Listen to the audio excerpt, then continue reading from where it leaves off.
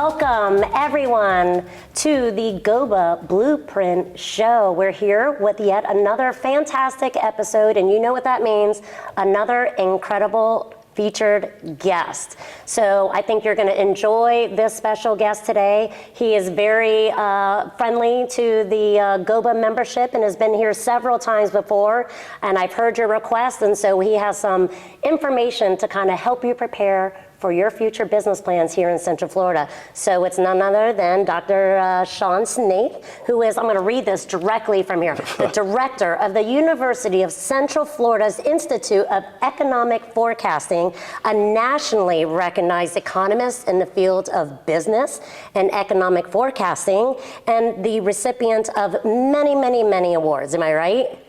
Yeah. Is there more? Couple. Yeah, hopefully there'll be more. Maybe a participation ribbon or two, but I'll take what I can get at my age. Well, we've been friends for how long now? You've come to GOBA on many occasions, and so I thank you so much for saying yes to being a guest here today and allowing an opportunity to dive in a little bit of the, national economics of what we're seeing out there and local economics. Obviously, it's a big part of the business plan for our members. So I think they're going to be very excited to hear some of the things that you have to say. Are you ready? I'm ready. Let's do it. Okay, so I looked at some of your previous slides and some of the data and information that you've put out there recently and in years past in regarding a lot of the things that affect home building. We know that that is a driver of, let's just say, recessions. It also brings us out of recessions. And so I think construction in general is just the main focus point of interest when it comes to the economic data and forecasting. And so with that, let's talk right now about consumer spending. It's clear, interest rates, consumer spending, what does that look like? So have we gotten better at consumer, spending, or are we still on track? Well, I think a lot, the entire policy response to COVID-19 set into motion a set of series of repercussions that I think we're still, trying to get to the other side of. So, and I've, spoken on many occasions, I think our response to COVID-19 was maybe the biggest public policy mistake this country's ever made, outside of maybe military action. But, shutting down the economy, opening it back up, trillions and trillions of dollars of deficit spending. The Federal Reserve cuts interest rates to zero. So, the economy pre-COVID-19 was chugging along, full employment, inflation was low, consumers were in a pretty good situation. The economy in general was. You shut down the economy, of course, we're in the deepest recession since the Great Depression. Self-inflicted. Open it back up, the economy roars to life. But now we're on top of this, red-hot economy.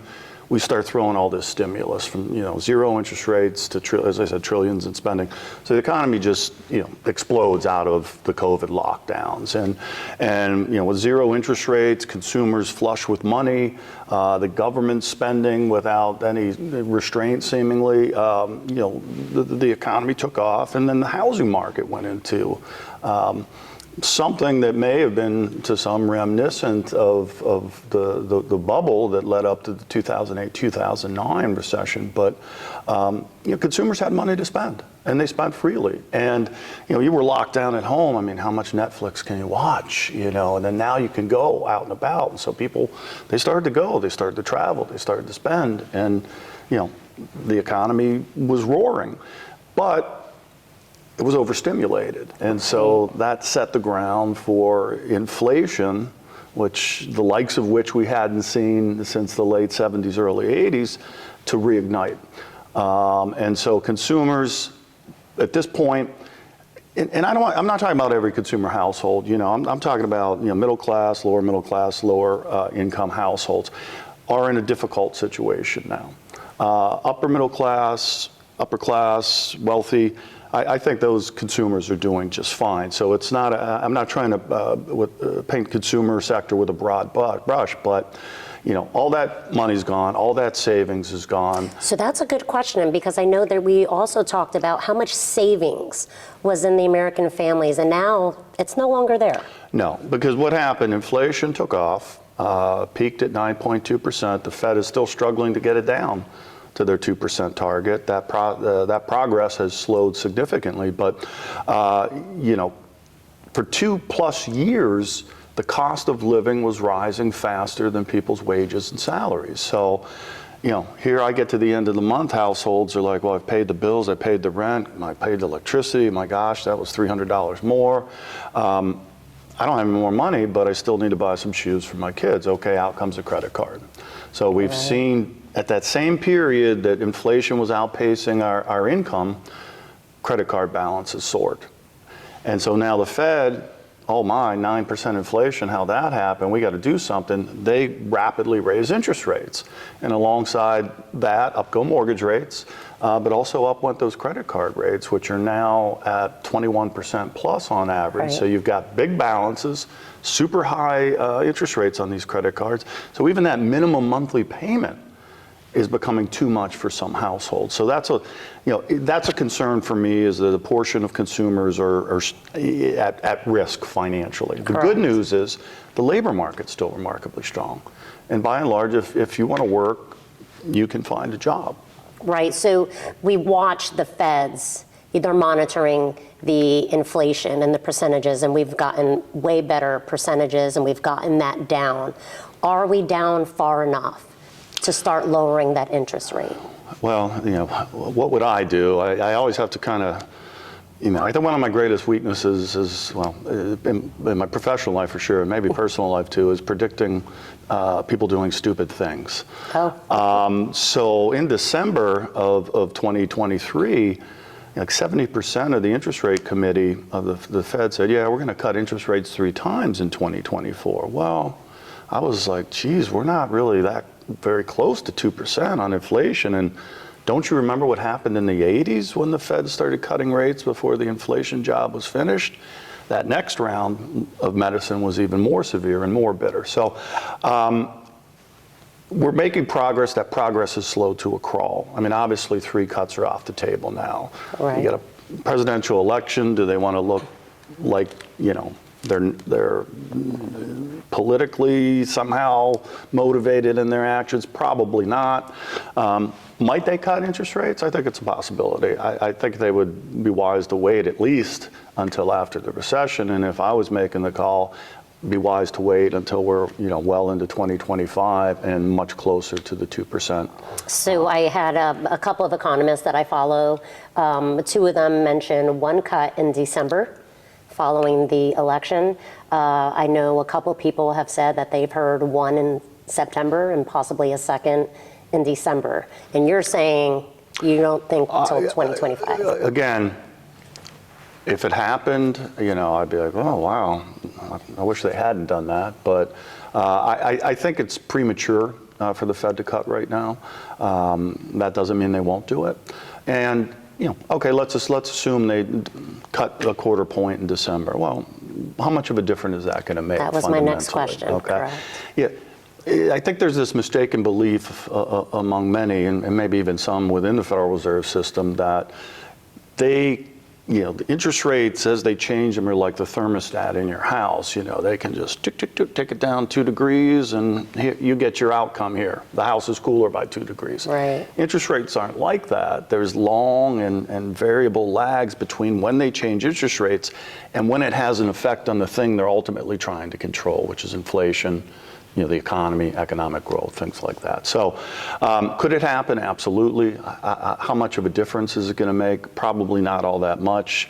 I would say in terms of moving the needle one way or the other, I think the outcome of the November election probably is going to have a much bigger economic impact than whatever tweak to interest rates the Fed may or may not do this year. So let's talk about the elections, because I know there's a lot of hesitancy. I just traveled to Washington, where a lot of the responses from Washington was a little pause on decision making because they want to see the outcome of the election. And I know right here in our backyard in Central Florida, a lot of the industry is looking to see who is victorious in November and how that affects their business. And does the election really play a big part into the economic drivers in right here in our backyard, in construction and buying and the land development and home sales? Sure. It does, and I think it's been increasingly the case in the past 3-4 presidential election cycles that the election year, businesses are increasingly staying on the sideline, and this shows up in investment spending. Let's wait and see, because we're coming up to this fork in the road. And if candidate A wins, here's what we can expect to happen. If candidate B wins, there's another set of policies. And so this project I'm thinking about starting might make sense if candidate A wins, but it won't make sense if candidate B wins. So, yeah, this is what happens. I think it's a natural response to uncertainty. I mean, investment spending, uncertainty is no friend to investment spending. You can't. There's always uncertainty, but the more there is, then the less likely people push forward until some of that gets resolved. And so, I think the outcome these are two known quantities, right? I mean, both of these candidates, presumptive candidates, have had a term as president. Right. So everybody knows what they did policy-wise. So, that road. Not only do we know, which road we're going down, we're familiar with it. We've been down that road before. Correct. So I think you'll see action, more rapidly, because there won't even be, I wonder what this presidency is going to be like, in action. Because we've seen both candidates in action. And in the construction industry, obviously, a lot of Trump's administration was favorable to our industry and some of the regulations that he put into place. And then Biden administration obviously reversed some of that. Do you believe that if Trump is reelected into presidency, that some of those, regulations are going to come back? Yes, or go away, as is the case. I mean, he was very clear, and I think rightly so, in rolling back the federal regulatory, behemoth. The amount of regulations and the cost to the economy of these regulations is significant.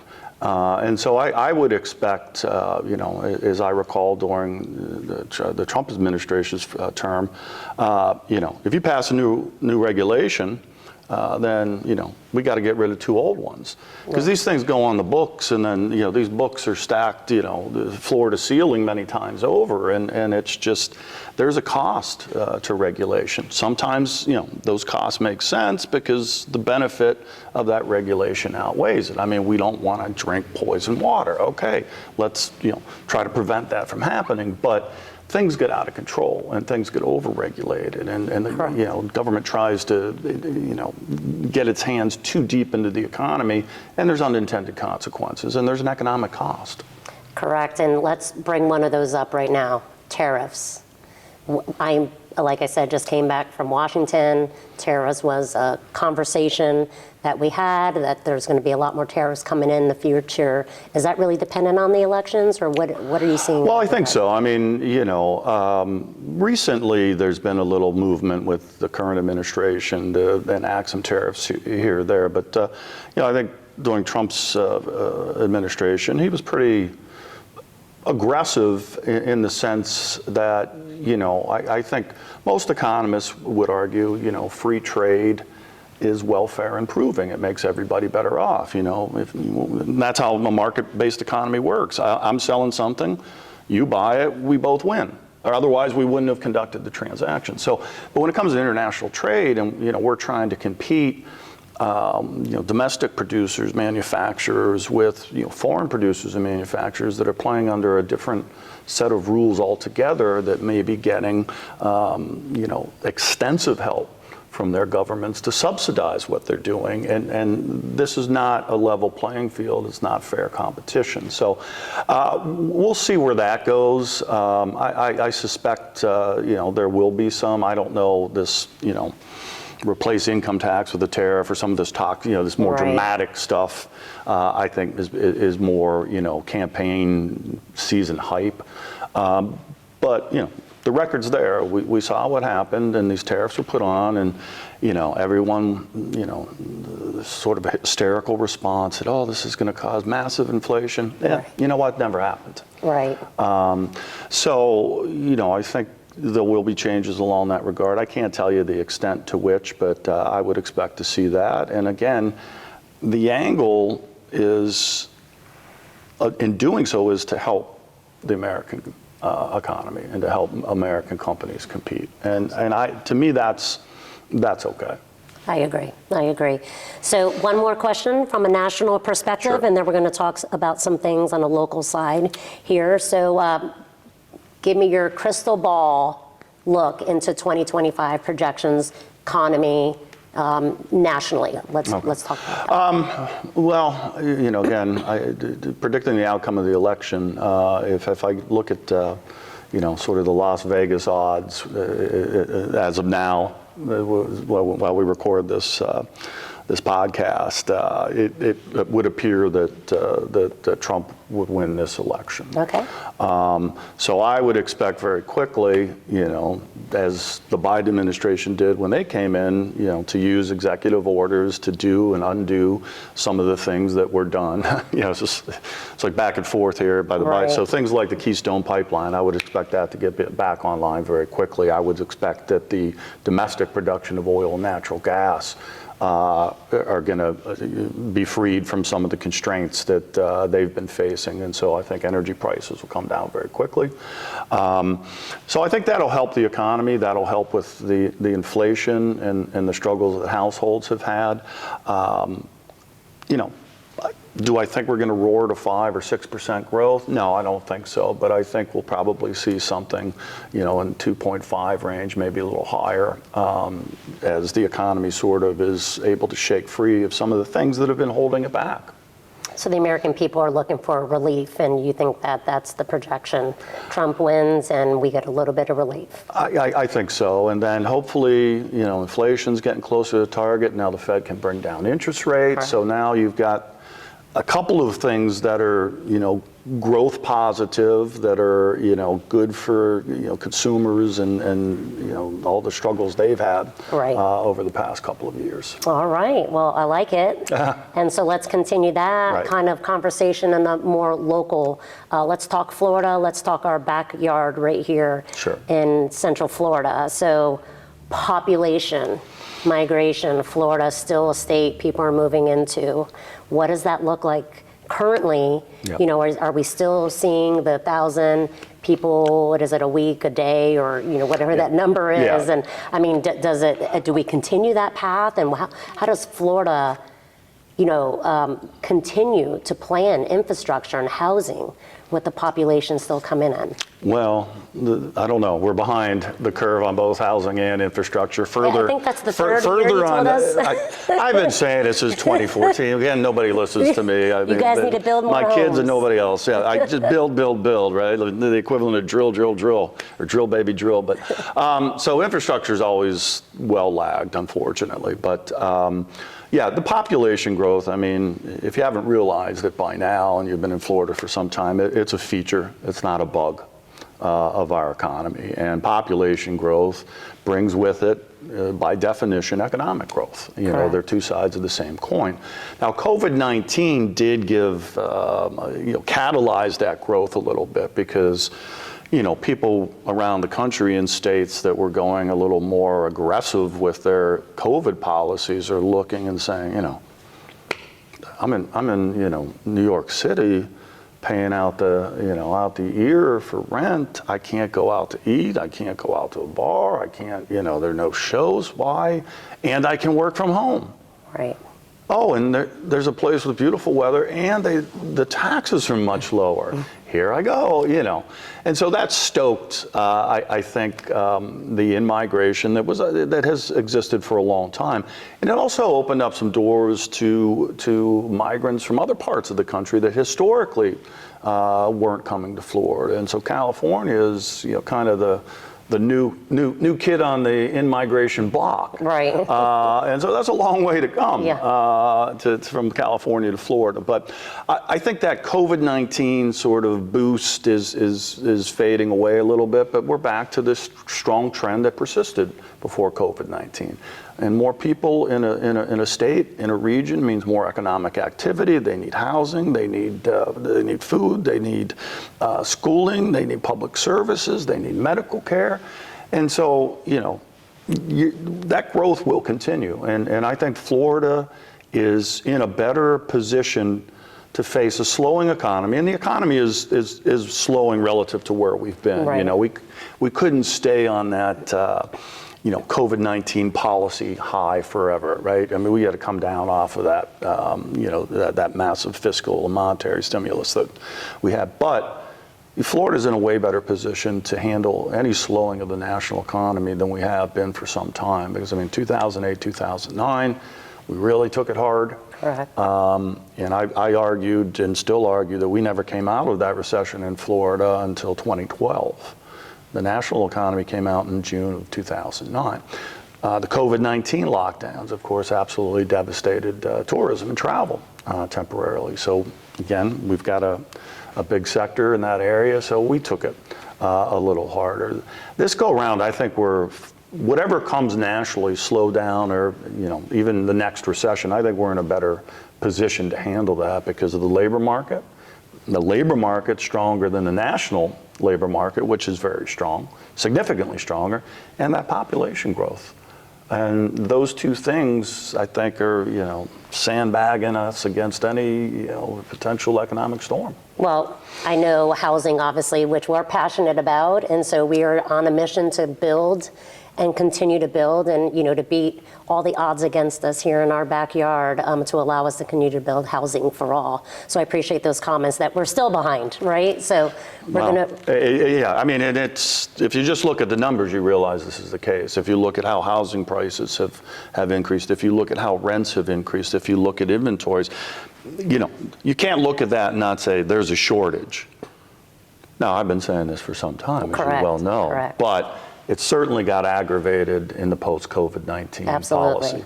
And so you just mentioned labor. So here in Central Florida, obviously we have a strong hospitality labor market, construction labor market. Who's doing better? Who is significantly still hurting a little bit? What does the labor market look right here in Central Florida?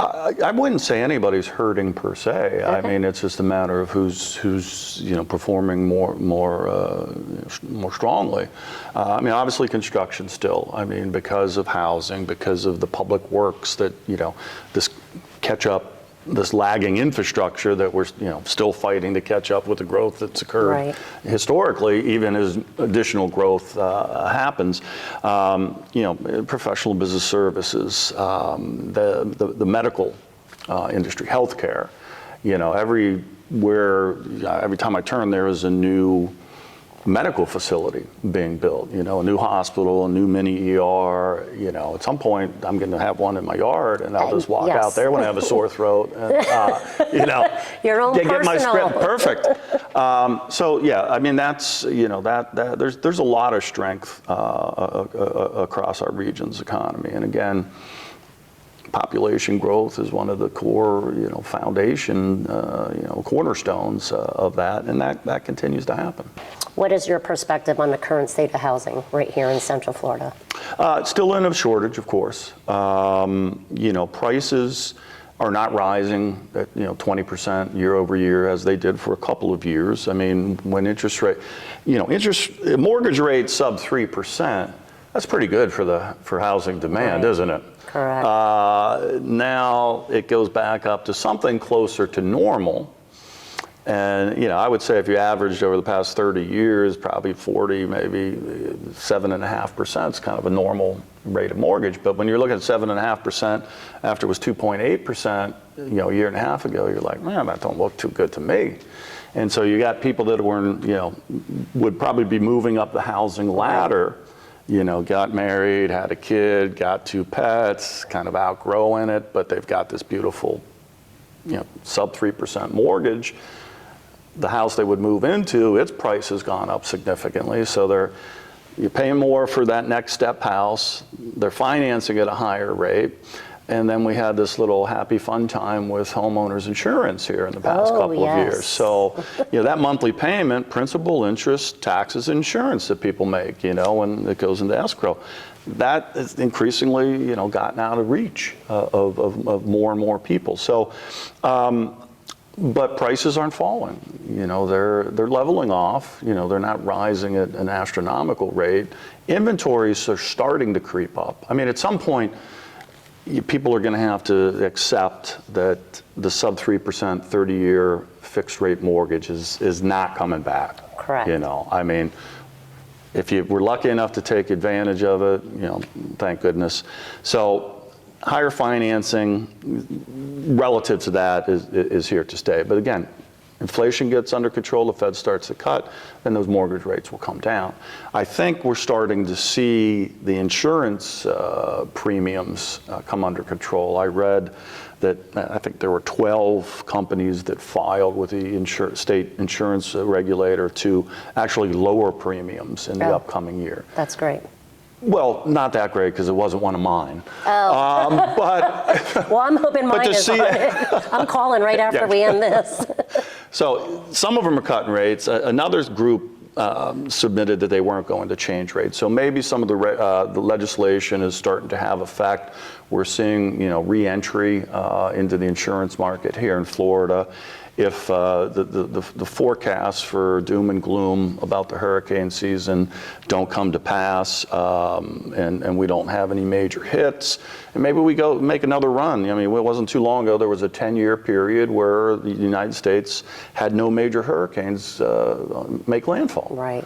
That'll help the insurance industry and bring down those costs as well. So, yeah, I mean, I think the demand is going to continue to be there. It's the question of supply catching up, and it's been behind the curve. I think I started saying this 9 years ago, but again, I wasn't a builder. I didn't live through the housing market collapse. Right. You know, so I understand the hesitancy that followed those years, even when it was clear this is real demand now. This wasn't mortgages being handed out to people that were speculating that should have never got them, that were going to fail the moment they were originated. You know, this is organic demand driven by population growth and jobs. So it's a game of catch up. Yeah, there's been hard lessons learned with the Great Recession and what we're seeing now in the interest rates and mortgage lending, and a very different perspective from those years. Well, during the whole COVID,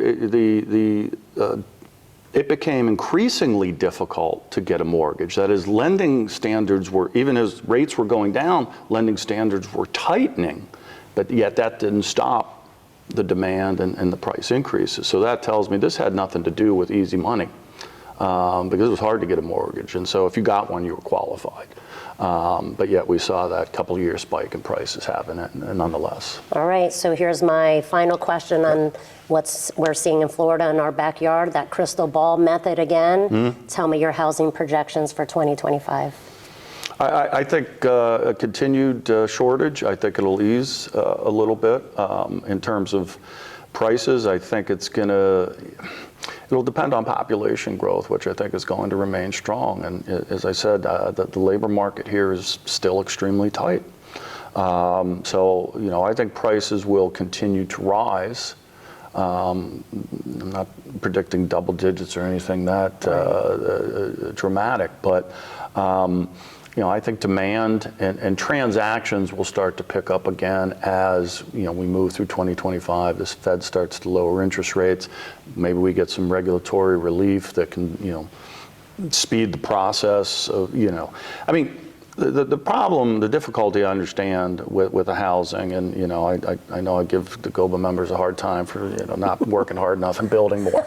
But, you know, from planning to actually having homes come out of the ground, this process is nightmarish, incredibly expensive. And I've seen it, I've watched it, and it's just like, this is not helpful. You know, I don't know what we think we're doing by making this such a difficult process, other than making it harder for working people to find housing. Correct. And so I can't get a house. So I have to live somewhere, so now I'm in an apartment.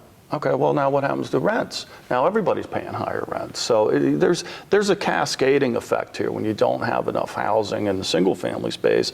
comes down to the multifamily, and then that starts driving up prices and rents there. And we speak about it all the time, supply demand, supply demand. You slow down housing for whatever reason, but we can't slow down the amount of people moving into Florida.